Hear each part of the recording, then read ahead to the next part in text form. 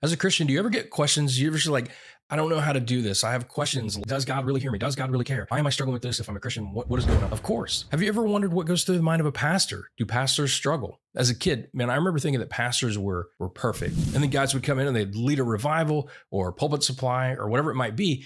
And I would always leave going, man, I mean, that guy has it all figured out. I felt so convicted. How does this guy never sin? I bet he's perfect. And I would look around the church and see saints in the church and I think, man, they're perfect. But why do I struggle with sin all the time? And then as an adult and pastor, believe it or not, I still had those thoughts. I mean, I would meet with pastors at lunches and I would always leave going, man, am I the only one that's got questions? Am I the only one that's struggling with things? How do these people do it? And so that perfection is not true at all. It's just all up here. So I'm on a mission to interview as many pastors as I can on this upcoming podcast because I want to ask some questions about, tell me about your call. Do you ever struggle? Is burnout a thing? How do you deal with that? Have you ever failed in ministry and how did you recover? How did you keep from doing that? How do you deal with doubts and questions? And I want to ask as many questions as I can and maybe we'll have a topic every week where we'll talk about some of the things that I know I've had questions on even as an adult and pastor, and to be able to help us to encourage each other as pastors